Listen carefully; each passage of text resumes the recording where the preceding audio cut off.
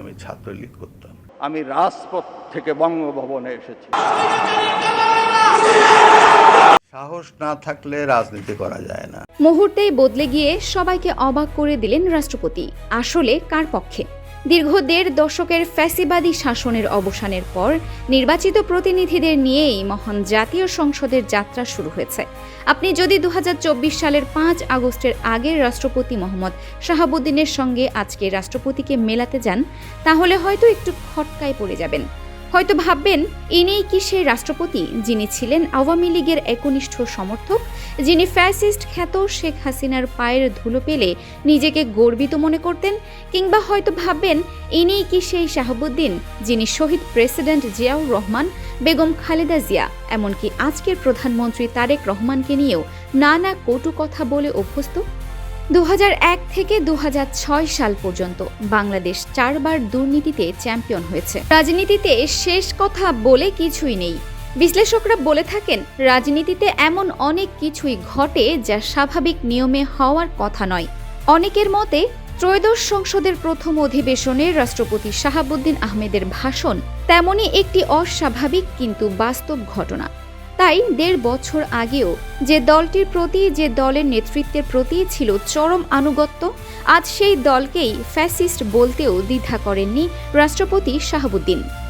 আজীবন আওয়ামী লীগের চেতনা ধারণ করা রাষ্ট্রপতি শাহাবুদ্দিনের মুখে আজ শোনা গেছে আওয়ামী লীগের আমলে দেশকে দুর্নীতিতে চ্যাম্পিয়ন বানানোর কথাও।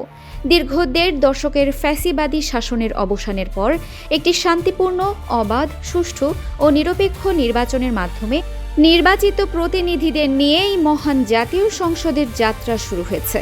পাশাপাশি যে দলের প্রতিষ্ঠাতা এবং ঊর্ধ্বতন নেতৃত্বকে নিয়ে নানা সময় কটু কথা বলেছেন রাষ্ট্রপতি, আজ সেই দলের পক্ষেই তার কণ্ঠে ঝরে পড়ল অকুণ্ঠ শ্রদ্ধা, ভালোবাসা আর কৃতজ্ঞতা।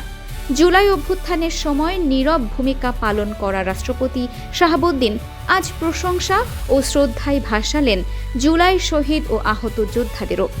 বিএনপি চেয়ারম্যান জনাব তারেক রহমানের নেতৃত্বে বর্তমান জাতীয় সংসদে বিএনপি ও সমমনা দলগুলোর ২/৩ বেশি আসনে বিপুল ভোটে জয়লাভ করেছে। তবে রাষ্ট্রপতি মোহাম্মদ শাহাবুদ্দিন আহমেদ চুপ্পুর বক্তব্য শুনে সরকার দলীয় সংসদ সদস্যরা হাততালি দিয়ে সমর্থন জানালেও প্ল্যাকার্ড হাতে এর প্রতিবাদ জানিয়েছেন বিরোধী দলের সদস্যরা।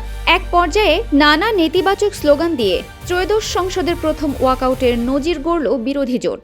শুধু বিরোধী দল নয়, রাষ্ট্রপতি শাহাবুদ্দিন আহমেদের আজকের বক্তব্য শুনে তীব্র প্রতিক্রিয়া সৃষ্টি হয়েছে নেটিজেনদের মধ্যেও। সামাজিক যোগাযোগ মাধ্যমগুলোতে উঠেছে নানা বিরূপ মন্তব্যের ঝড়।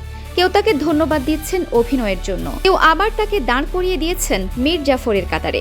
প্রশ্ন হচ্ছে, আসলেই কি রাষ্ট্রপতি শাহাবুদ্দিন আহমেদ বর্তমানে আওয়ামী লীগের প্রতি ঘৃণা পোষণ করছেন? তিনি কি আসলেই বিএনপিকে ভালোবাসতে শুরু করেছেন, নাকি টিকে থাকার জন্য এটি তার কোনো রাজনৈতিক কৌশল?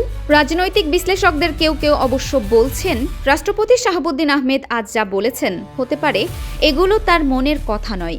হতে পারে রাজনৈতিক কঠিন বাস্তবতায় নিজেকে বদলে ফেলতে বাধ্য হয়েছেন তিনি। ডুবতে থাকা মানুষ খড়কুটো ধরে যেমন বাঁচতে চায়, ঠিক তেমনি। Arefin Farha, desk report, DSK TV।